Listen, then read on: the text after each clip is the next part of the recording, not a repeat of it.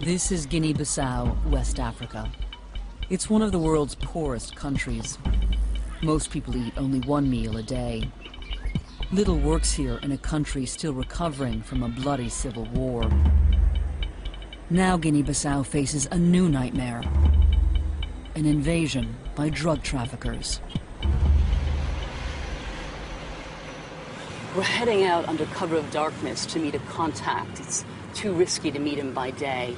He's going to give us a tour of the capital, Bissau, and show us the scale of the drug problem here. But these drugs are not for Guinea-Bissau. They're headed for our streets. I'd come to investigate how this corner of West Africa is pumping cocaine into the heart of Europe.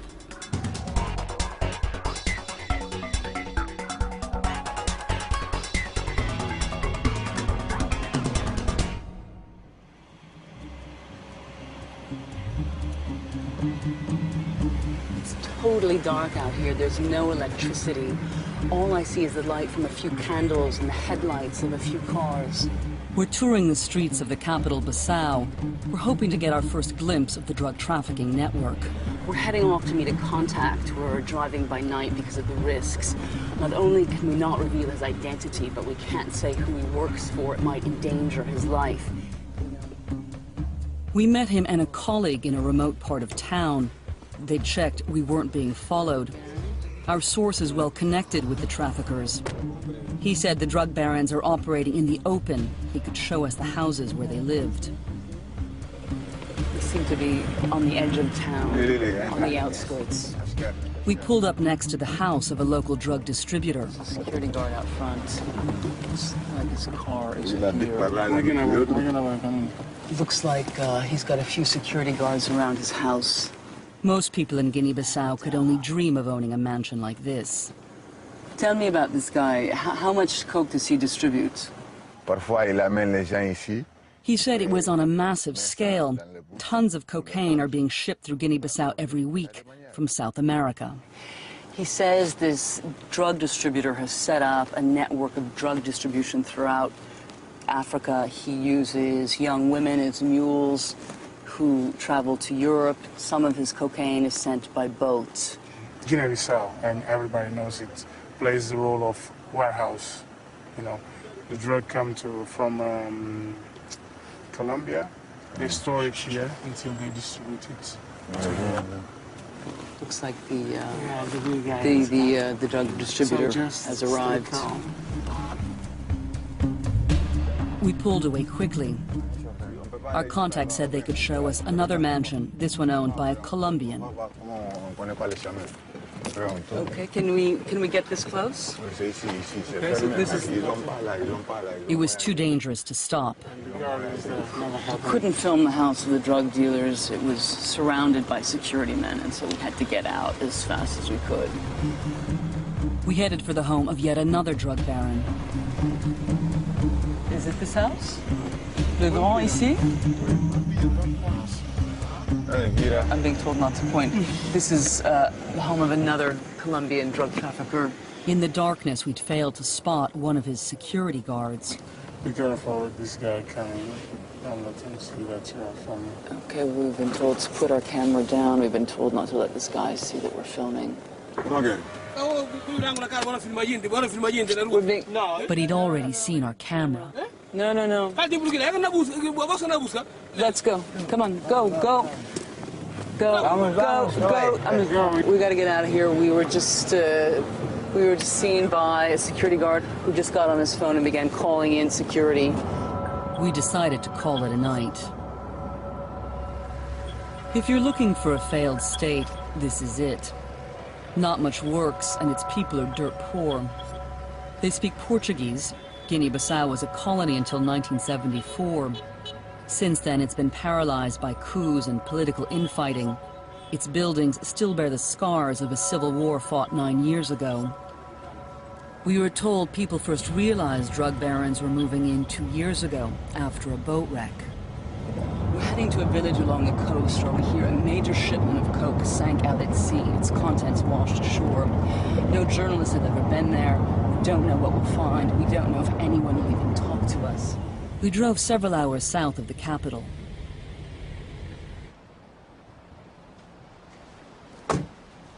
This is the beach port of Suru. We're going to see if we can find some fishermen to talk to. Guinea-Bissau has hundreds of kilometers of unguarded coastline. It's a trafficker's paradise. We'd heard after the boat wreck millions of dollars of cocaine washed up here. Bom dia, nice to meet you. We've come down here to find out if there's any information about a boat sinking off this coast carrying cocaine.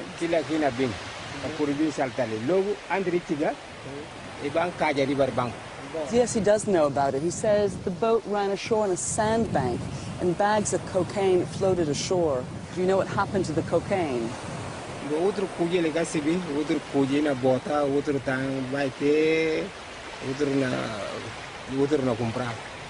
He says initially the villagers here didn't know what the bags were. Some threw the bags away, others thought it was flour and they put it on their bodies for African ceremonies. He says only later did people know it was coke and begin to sell it. He told us some bought houses in the capital, some even moved to Europe.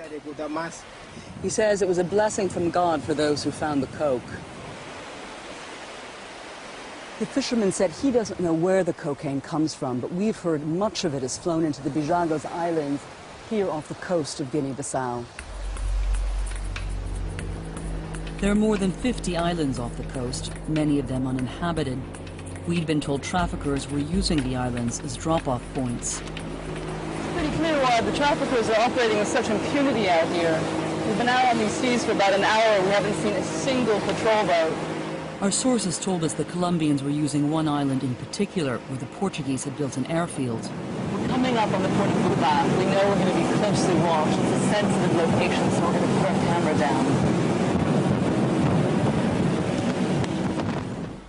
Bubac is occasionally visited by Europeans who go deep-sea fishing, so we posed as tourists. It's strangely quiet here.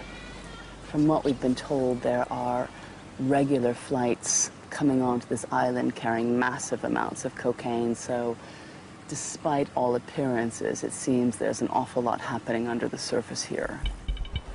That night, we met up with a contact who agreed to show us the airfield. We had to go under cover of darkness so as not to be seen by traffickers or their informants. The last journalist who tried to film the airfield was arrested and beaten. Do you think the police will be patrolling the airfield?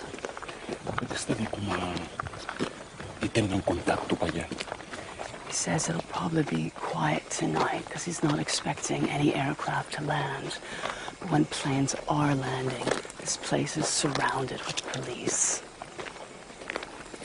There's somebody coming. There are 2 torches here. We saw torchlights ahead of us. Our contact got nervous. He's telling us to move. We want to get away from these people.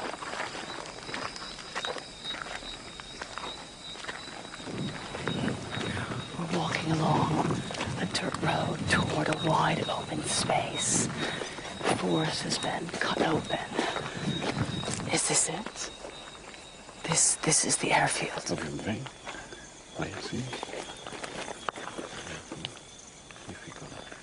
We'd reached the runway. Our contact said it was several kilometers long. He said the planes land down there at the start of the airfield.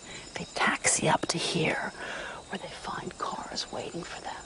The coke is unloaded, and it's driven in that direction over toward the port, where it's unloaded onto boats and shipped off to Bissau. Who is working with the traffickers here on the island? He told us everyone was involved.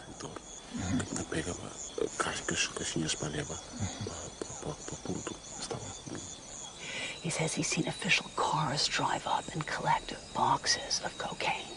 And he says the police are here protecting everyone. If our contact was right, some authorities were protecting the traffickers. We wanted to find out if anything was being done to stem this flow of drugs, so we returned to the capital. We're heading to see Guinea-Bissau's drug chief. Here on this main street is their office. This is where the battle against drug trafficking is being fought. Or so we thought. It turned out the last major drug bust was back in April. Over half a ton of coke was seized. The traffickers were released on bail. Lucinda Akari had just been appointed head of the country's anti-drug unit. She wanted to show us what her officers were up against. And what do you have here? Are these the vehicles you use to make your drug busts with? It seems the drugs unit was not at the top of the queue for government resources. Mas este ano já não é possível. Este tem graves problemas. She says this car's not working, it's got tire problems, they don't have the money to buy new tires. One of their other main cars here isn't working, it has no engine. And she says she herself doesn't even have a car to do her work in. The country doesn't even have a proper prison. Some of the only cells are here at the police station. Going to meet the one prisoner here at the police station.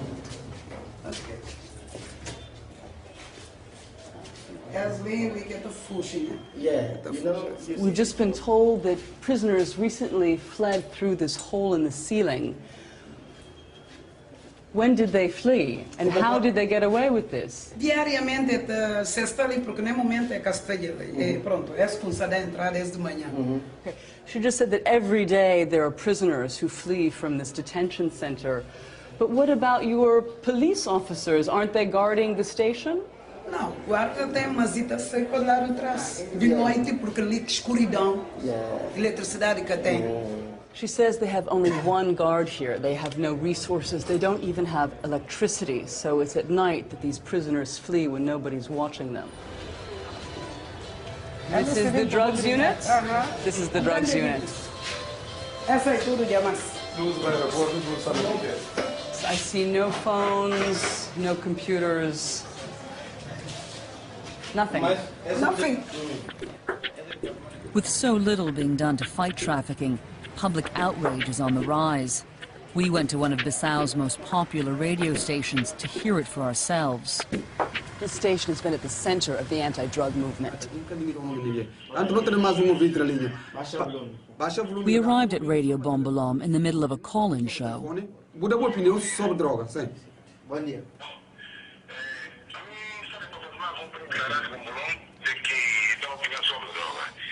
The phones have been ringing off the hook since we got here. Dozens of callers have been calling in to express their outrage over the drug problem here. Lots of questions. Where are these drugs coming from? Who's bringing them in? Why isn't the government doing more to stop them? The presenter told us this was nothing special. He hosts these shows every day. He says concerns are increasing because every day people are seeing more and more planes landing. People are worried. They're worried about the future of Guinea-Bissau. Recently, a human rights activist, Mario Sagomez, had gone on the radio and accused authorities of cooperating with the traffickers. He'd received death threats and been forced into hiding. We're going to pick Mario Sagomez up on the street. It's too dangerous to talk to him in public, so he's taking us to a safe house. I'm just really worried that the police are following us. He's already in hiding, his life is already in danger, and we don't want to lead them to his hideout. C'est toi qui marches comme ça devant. Okay, it looks like It's him. it looks like this is Mario up ahead. Here, stop. Yeah, Arrêtez, arrêtez. This is him. This is him. Hello. Hello. Nice to meet you. Once he was certain we weren't being followed, Mario took us to his hiding place.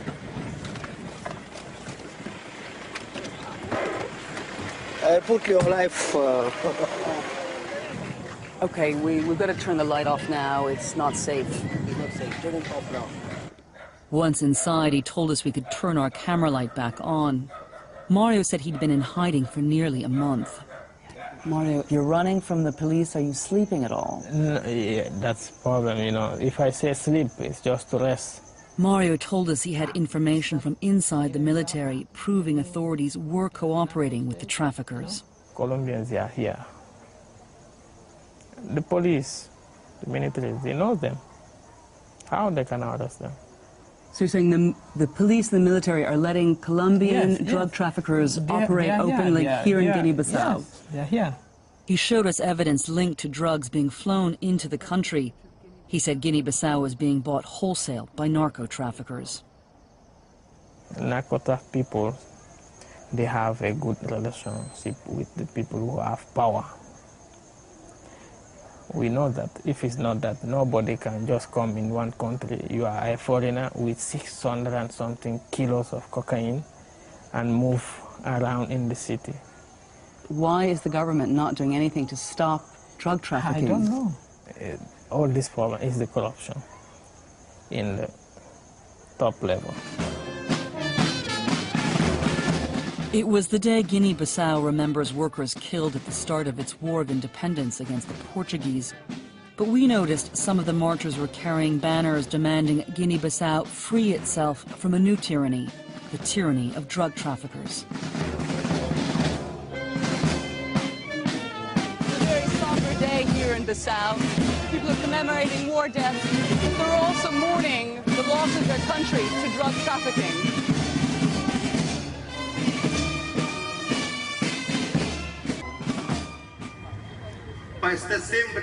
The march turned into Guinea-Bissau's first ever rally against drugs. The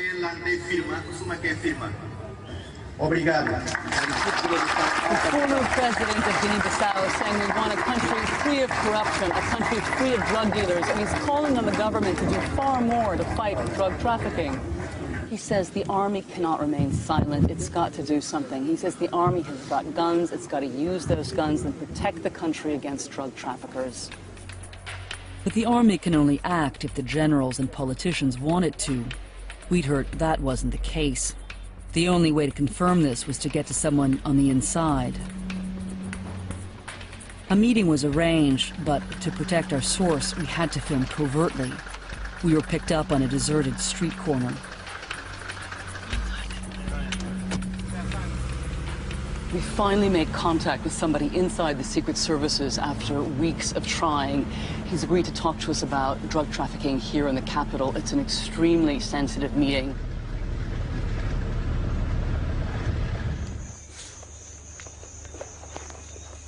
We met him in a darkened house. One of our contacts stood watch at the door.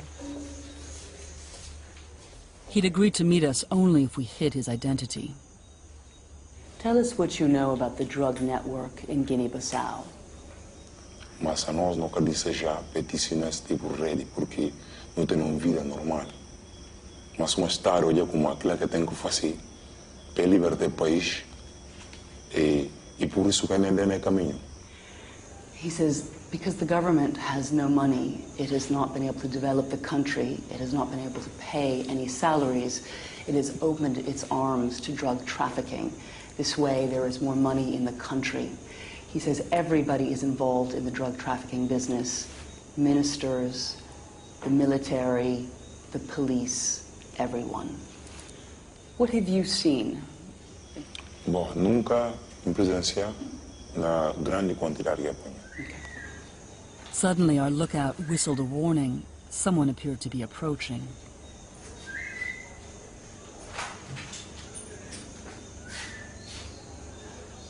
Okay?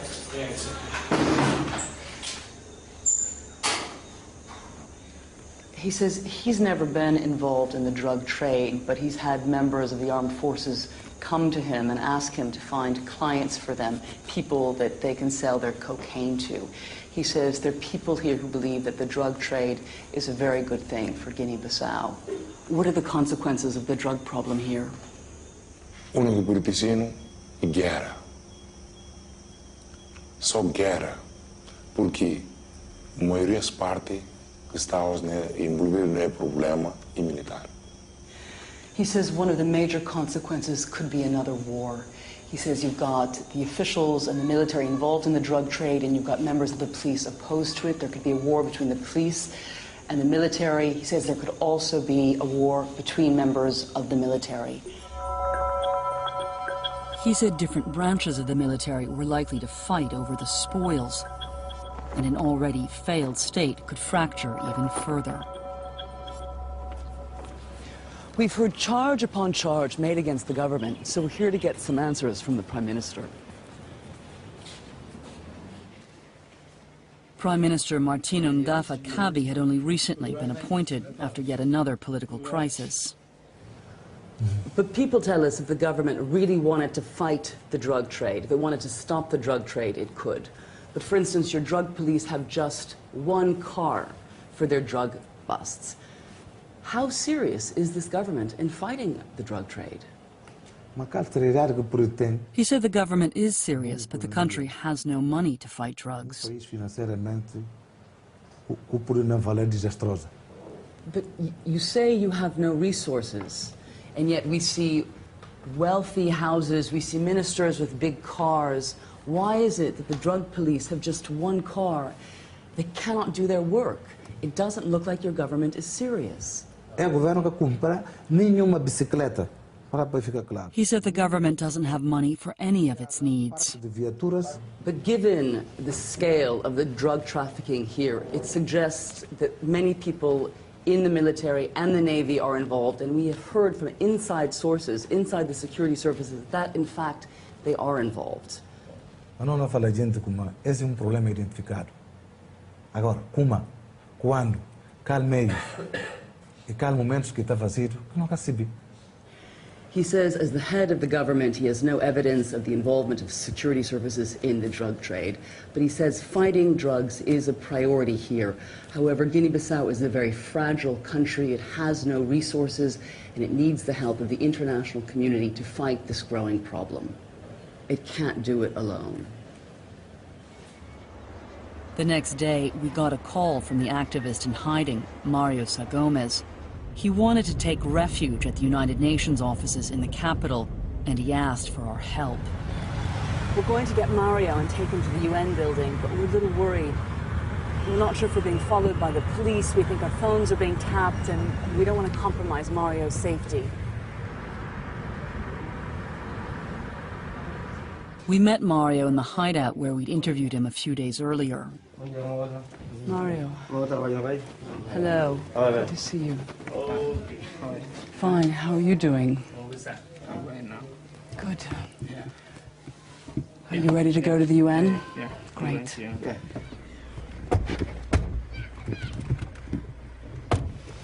To avoid detection, we went by back streets.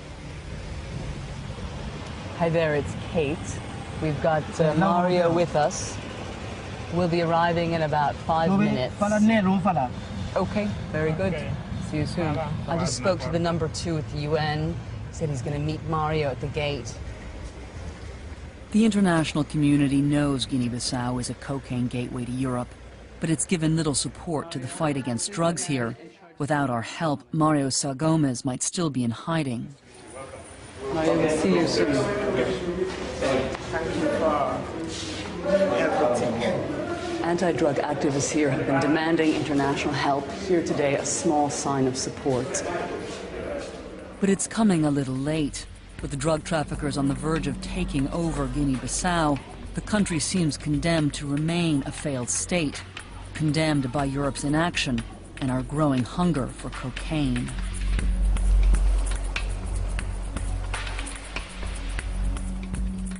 Next week, 4 reports on the awful conditions children face in Honduras. That's at 7:35.